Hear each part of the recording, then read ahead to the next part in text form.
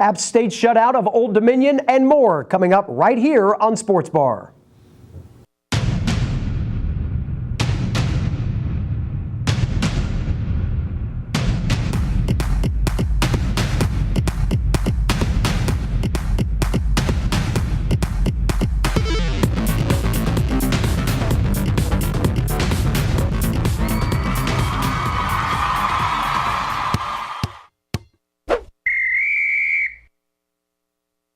And welcome into another episode of Sports Bar. I'm David Jackson. With me here, the usuals, including Ashton Schlachter, who's been missing for a couple of weeks. Welcome back. Thank you. I see your NFL picks are just as strong as they would have been if you were actually here. Yeah. So we'll get into that a little bit. We've got to get her right back into the fold. Welcome We've been back. taking shots at each other for the last few weeks. Might as well get right into it. Big weekend for Appalachian State on the gridiron. Appalachian with a 49-0 shutout of Old Dominion. We talked about this game last week. Thoughts of how it ended up transpiring versus what we thought at the beginning? Well, I thought going into this game that we could look at this game against Old Dominion and say, this could be a benchmark for both this team this year and, for Coach Satterfield, because coming into last season, expectations were fairly low because we didn't know what we had. And then, it wasn't until the end of the season where things picked back up. So I did not see a 49-0 score coming. I still believe that Appalachian would win this game because, Old Dominion had a freshman quarterback. And even though they seemed to have a good running game, I didn't think their showing against NC State was necessarily that strong. But with the way the defense played for Appalachian, I thought was really the difference in this game. You see us return a fumble for a touchdown, Devin Stringer. That was a nice story, I thought, with still the passing of his daughter not too long ago. And then Taylor Lamb looked far and away better than he did in that showing against Clemson where he threw 3 picks. Yeah, and Latrell Gibbs, too. I thought you were bringing him up there, but Latrell Gibbs, 3 interceptions in 3 games, and and he's tied for 4th in the nation right now, and he's looked great. And when you have kind of a lockdown guy out there, it really opens up, and when the pass rush gets there, it makes it that much better for him, and he's really shown out so far, so good for him. Yeah. Plus you got Bobo Beathard, who got his touchdown right at the beginning there, so I think overall it was a good showing by the entire team, and it came down to the fact that I think no matter who we played this past weekend, they were going to get the brunt of it after Clemson. Yeah. I think the team was so fired up and so ready to go to show, Clemson wasn't our best. We need to show that the team that they were, and I think no matter who we would have played, something amazing was going to happen, and Old Dominion just was not prepared. It was interesting from a schematic standpoint, going back to your point on Gibbs. I'm not sure why teams continue to throw in his direction, especially with Tay Hayes playing a number of snaps with Mondo Williams kind of on the shelf with a lower leg injury. I thought for sure you'd take shots at the true freshman that hasn't played a whole lot. And sure enough, they throw to Gibbs on the first series, really. He's able to make a statement play. And it seemed like that was the difference, at least from the defensive perspective. Even when Appalachian gave up the very few big plays they did, they had an answer in terms of takeaways. You had the Law interception. You had the interception by Gibbs after they'd kind of gotten it rolling a little bit. And that seems to be the signature of this defense when it's at its best, when they're turning teams over. That was missing against Clemson in the big clump that we saw against Old Dominion, and that put the offense right back out there on the field, and clearly Old Dominion didn't have much of an answer for them at all. And what led to many of those turnovers, particularly maybe throwing that interception, I thought the defensive line or the whole front 7 as a unit played excellent. Ronald Blair, he gets all the praise, and certainly he had a good game between defensive end and nose.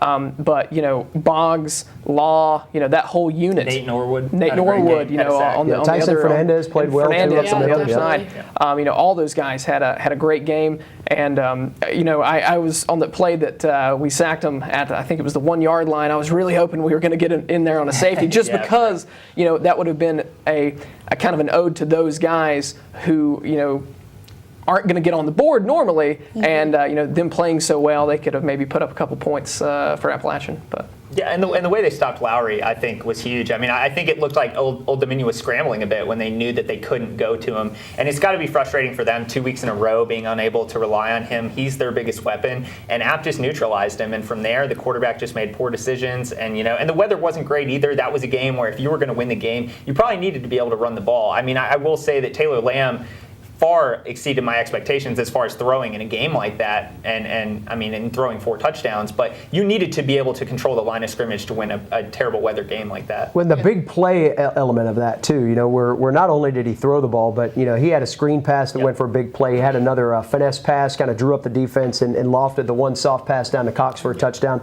But then there were a couple of times too that he really let it fly. Hit Shea Metters for about a 30-yard gain in one instance. He was not afraid to take deep shots, and I think again that has to go to the play of the offensive line. Outside of the one time he was sacked, he very rarely had to scramble and make plays under duress, and that puts Taylor at his best when he's able to go out there and make the decisions in a more concise and timely manner than he would if he's getting flushed out of the pocket. Yeah, no, I hope it built up his confidence some, because when you don't have all-pro bound to be NFL safeties like Jaron Kearse roaming the end zone and stuff, he can take those shots and give his receivers a chance to go up and get it, and he looked great. I can't even say it in any other way. He just looked great, 4 touchdowns. And he just looked efficient too, which is what they need. And you mentioned his efficiency. I think that's probably the biggest thing with him, not just for this past game, but for every game going forward, because our running game generally is strong enough to where he's not a quarterback that needs to throw 40 times a game. If he's throwing anywhere close to that, we're probably losing that ball game by a lot. Yeah. So, as long as he keeps those completions, around, 15, 16 completions a game, this past week he got into the end zone 4 times, but that also took some great, yak yards, so to speak, with Beathard. He ran that in after he caught the ball for 30 yards. Cox, kind of the same thing. He, found his way into the end zone. And then also, the backup, Caruso, I thought he looked pretty good too. He didn't throw the ball nearly as much, but he certainly showed his athleticism, and he can certainly run that read play. I don't think he realized how many games he was going to be playing or how much time when he came in this season. But, 2 shutouts gives you a good bit of time as a backup to really show what you can do, which I think is good. It'll give us another person out there just in case something happens. Yeah, he certainly showed that he was a run threat. I think now that you see that the Sun Belt, has struggled, to be honest, outside of conference play, Appalachian's got clearly the best win for the league so far this year with dominating a Conference USA opponent. You look at this opportunity with Wyoming, another team out of the Mountain West. Surely they're not a standard bearer in the Mountain West, but they're a team that will rise to that level sooner than a lot of people think. Another opportunity for a statement game. What do you guys make of the homecoming matchup?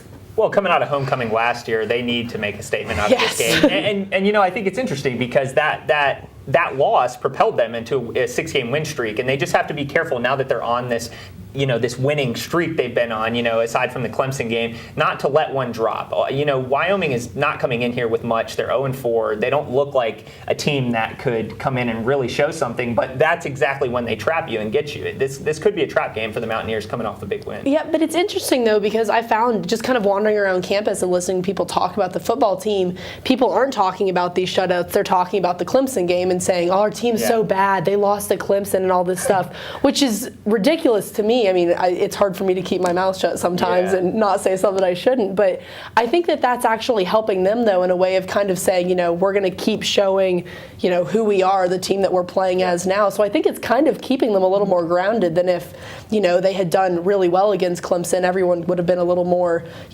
you're amazing, you're wonderful, keep going. So I definitely think that after Liberty last year, it's important to have a better homecoming. I think alum are hoping for it, and definitely students. So I think the team is definitely going to be prepped for the game. I don't think they're going to underestimate Wyoming, which they may have done against Liberty last year. So, you talk about kind of the vibe around campus, and you're exactly right. A few of my roommates are still kind of down on on the football team in general, just because they checked out at the beginning of last season. They just missed a lot. Yeah, they did. They've missed a lot of good football, and I've been trying to tell them, talk some sense into them. But certainly I think this game could be that kind of game where if they play the way they should, and this game goes the way I think it should, maybe that can really be a standard bearer to let campus know on the whole, for the average fan who doesn't keep up with it, hey, we've moved on. We've moved past where we were.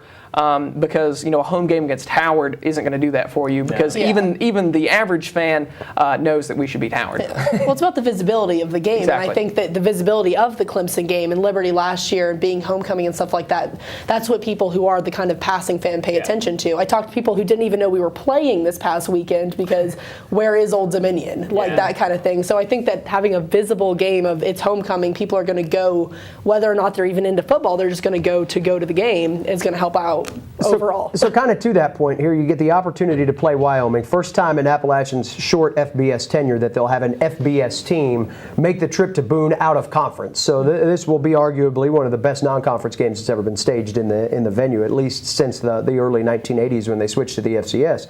So with that said, what helps move the needle from an informational and understanding standpoint on campus, where it's not like you can set the season on your performance against Furman, Wofford, Georgia Southern. You can still hold Georgia Southern out there as one of those benchmark things, but how much do you have to continue to preach the change to get that passive fan to understand that, Old Dominion hosted NC State the week before, and they scored 14 points on the Wolfpack, and Appalachian didn't let them close. So where does that fine line come in understanding what the current state is versus what this program has been judged against in the past? Well, we look at this season. We have 2 Thursday night games. ESPNU is going to be here. That's national television. To me, if I was that person, that would do it for me. I'm not sure that would for other people. I think you're probably looking at more of a scenario where we need to win a conference championship, and with that championship, really broadcast that around campus and obviously, social media and whatnot, to really let people know, hey, like, whatever you thought Appalachian football had kind of fallen into recently, we're not that right now, and the future is bright. Yeah, and it shouldn't be you have to beat Clemson to put App State on the map. It's sad that it has to be that. I mean, we play solid conference opponents for the most part. I mean, just the jump alone, I thought, would have gotten people interested. I mean, just the jump to Division I guess a lot of people don't see how big that is for this program. But on top of that, we're playing solid opponents. I mean, getting to play Georgia Southern each year now, in FBS level, and coming in, both of those teams kind of taking the top of that conference almost has been interesting. And then you add in the fact that Lafayette is a solid team, Arkansas State is a solid team. No, you're not going to play these ACC teams every week, but we're not ready yet. And that's part of the process of moving from FCS to this beginning of FBS and keep moving on. This is just a stepping stone, I think, and people will have to catch on when we keep winning. Yeah, it's hard, though, because I think that to the average fan, especially people who've lived around here their whole lives, who is Lafayette? Like, they're hearing these names and they're going, exactly. Who is Sanford? Who is, you can play that That's is game with a lot of the aspect of what was before. So what's different about that? Yeah, I think there's not a lot different. I think before we were just winning a lot, so people kind of said, okay, they haven't proved themselves to the average fan. To me, I think they proved themselves 50 times over, but to the passing, doesn't know much about football fan, it's going to take an incredible season and a bowl game win and that kind of thing for people to start saying, oh yeah, we have a football team that's actually good, not we have a football team that lost to Clemson, because that's not what it's about. And I think that the fact that Clemson's we played a legitimate, I think Clemson's win at Louisville made them look like a legitimate national title contending team. Yes, they won that game ugly on the road against a team that's probably better than their record would indicate. And I hate that cliche, but Louisville is better than what they've shown this season. So interesting perspective. Always good to get that as we continue to talk college football, though plenty happened outside Appalachian and Old Dominion. Sticking within the state, looking at ACC games that were relevant, certainly North Carolina and NC State, they did their thing, and nobody was really shocked by that. But you look at Duke, their win over Georgia Tech. That was one that kind of sent some signals around the ACC that maybe Georgia Tech's not quite there yet. That's 2 bad back-to-back losses for them. And now all of a sudden, here's a system team in Duke that's come back around again. Maybe David Cutcliffe actually has more talent than people gave them credit for at the beginning of the year. Yeah. Well, certainly going into that game, I thought Georgia Tech was going to get it. I mean, you mentioned that's 2 bad back-to-back losses for Georgia Tech, but still yet, I think going into that game, Duke having not had maybe the success they have last 2 years ago, and Georgia Tech being the normally rigid, very well-defined team. They know their gaps, and they run that, the option, and normally they have a definite game plan for each and every game.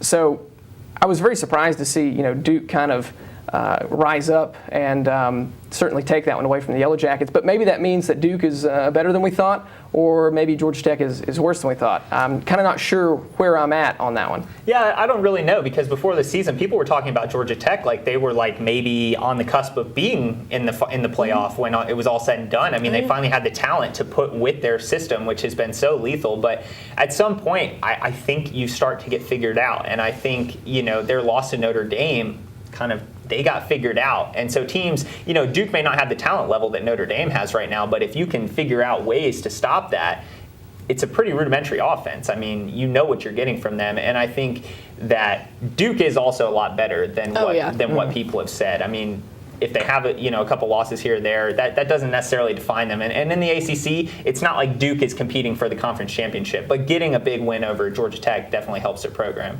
Yeah, well, and as somebody who's grown up being a Duke fan, I'm always just glad to see when they show up on a football field because, it becomes this, they're a basketball team, and there's also a football team that's kind of hiding in the background. So in the end, it kind of comes down to the fact that it's just nice to see a program like that come in something that I think they've kind of earned. I think they've worked to. So cerebral teams usually play well against the option because they tend to understand the assignment football nature of it a little bit better, and it seemed like Duke was able to do that. Just down the road from there, you've got East Carolina celebrating a win over Virginia Tech. We were talking about notable wins for teams. Maybe that's kind of that benchmark that you guys were talking about earlier. But ECU's now won 5 straight games against ACC opponents. At some point in time, if I'm the AD of an ACC school and I see the 252 area code come up, I'm not answering that phone call. I mean, there's a point in time where you kind of get away from that. But hats off to East Carolina. I think what this win for the Pirates says more than anything else is that Virginia Tech is a shell of their former selves. Oh, definitely. Oh, very much so. My roommate is a huge Virginia Tech fan. We've been friends for his family is all Virginia Tech, and this year they're singing the sad song of it's starting to go down, and it's only like week 4 too. They're already. I know, but it's just when you have had the success with Frank Beamer that you've had. This is a team that beat Ohio State not too long ago, and it's just sad to see the decline happen so rapidly. Yeah, well, and hats off to ECU too. I think that they not that Virginia Tech isn't, didn't still struggle, a big program, though. It's still a great program. ECU, I think they definitely earned it as well. I think that they're getting a little bit, not a negative in the press and everything, but I think people are kind of giving it more to the failure of Virginia Tech than the success of ECU. And I mean, they played a great game, so I think that you've got to give them a little bit more credit than they're currently getting. Yeah, and we still kind of look at ECU as being a program kind of on the rise. So, like you said, maybe this isn't the benchmark that it would have been a few years back, but kind of where do we see that program kind of maybe going from here? Because they've had sustained success where they are, but do we think that maybe they would want to make that jump to a bigger and better conference? Or not that they would want to, because I'm sure they would, but who would want them? I mean, with the success against the ACC, I think they should want to go to the ACC, but I don't think the ACC is necessarily going to want them. Well, it comes down to, the conference moving stuff has very, very little to do with playability. It's more about the financial aspects of it, the business side of it, and what does Greenville, North Carolina bring to that next league. Now, you can make the argument, like Appalachian did when they made their case for conference inclusion. You look at Appalachian having ties to 3 different television markets around here, including Charlotte and Greensboro. Raleigh's not that far away. You're talking about top 50 markets now, so you can get impressions inside those areas. And surely East Carolina's stinging the same, not only with Raleigh right up the road, but Newport News, with Norfolk right up the street, basically. They're up the East Coast. Those are viable options. But that's what it gets into. It's about selling your product from that way. Certainly the wins help, and they will help some of the metrics that drive strength of schedule and things like that. But ultimately, you're saying, how can I get there? Can people understand where you're located, and what do you bring to us from a household standpoint? And that's where I think ECU is still a little bit behind the curve as you're looking for that big jump up. I think what they're hoping for is that the American gets included in that Power 5 group, gets that status, and then they almost kind of get taken into it like that. I will say it's kind of cool, though, because I see ECU in their program now to be almost what App could be in a few years. I kind of see them as being, I don't know, us 10 years down the road or 5 years down the road or whatever. So it's cool. I mean, I went to the ECU Appalachian game 4 years ago or 3 years ago, whatever it was, freshman year. And, at that point, they were more of, I think, more on our level than now they're more on the ACC level. So it's just cool overall to see that they're playing really well. But I could see them being included in the ACC and from a business standpoint, because then you're playing these teams that are around North Carolina and stuff that would sell. I think that people would be willing to travel and buy the tickets. People would be willing to watch the games on TV. So it would be cool to see them included in that. Watch out for a potential. I think one of the ESPN bowl prognostications at the beginning of the year was Appalachian playing East Carolina in Orlando in a bowl game. That would certainly move the needle here in North Carolina. One last college football thing. We'll move to the NFL. The SEC East. Probably not what anybody thought. You got Tennessee can't win a game in the fourth quarter. Georgia is just going to run away with the thing by default. Florida is 4-0. Wow. I mean, who saw that coming with all of the disarray in Gainesville? Who saw that coming, that Florida all of a sudden would start to look a little bit like Florida did 5-6 years ago at the end of the Tebow reign? Well, Florida's 4-0, but I don't think Florida is necessarily all that good. No. Yeah. So I'm Who not in the division is? Yeah, exactly. No, it's Georgia but, and then everyone else. The point I was going to say was I don't know what you have in Florida. Missouri has not played Terrible. They've played terrible. I thought that game against Arkansas State was actually one of the better games they've played, and they barely won that game. So we'll see. Certainly, the West is by far and away, the best side of that conference. So there will not be any of the comparisons that are sometimes made in the SEC. Yes, the East is a little worse, but you're not going to have that this year. Not this year. Not this year. I think it's been crazy to see how far South Carolina has fallen so quickly. Yeah. And Florida's rise, I think, is more about the fact that all these teams are starting to fall off that are consistently good. I mean, Tennessee kind of hasn't been anything to write home about lately anyway, but there's a lot of teams that are just falling. Everybody wanted that darling story for the Vols to be back, and it just looks like they're a year too early on that sell, because it's just not there yet. All right, as our time is starting to drift away, we'll get into the NFL.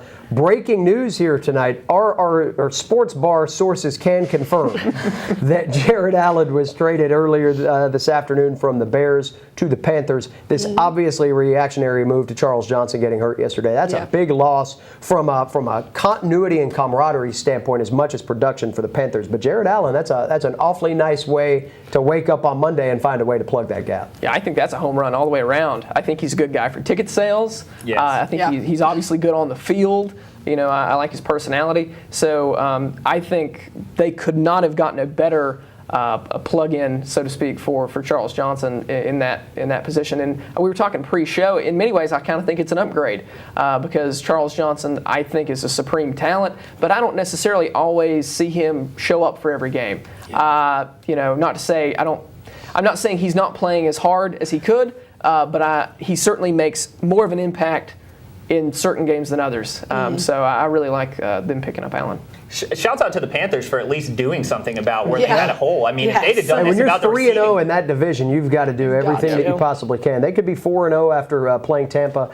And then it gets awfully tough there for 4 straight games. So I think you got to make the move. And Atlanta's looked good, too. I think that no one was really expecting Atlanta to look as good as they have. And so good for the Panthers for reacting, because weeks ago we were talking about what are they going to do about receiver, and they did nothing to upgrade that. And then the minute Charles Johnson goes down, there's a trade. It's great for them. All right, speaking of the NFL and speaking of upgrades, let's take a look at our scoreboard for picks here, because, it seems to be slanted to just the one side. I mean, nothing over here, all of this over here. So because I'm in the lead comfortably here, I'll let you guys pick first. We got Monday Night Football tonight. What you got? Green Bay. And Aaron Kansas City, you're going Rodgers Green Bay. is on my fantasy team.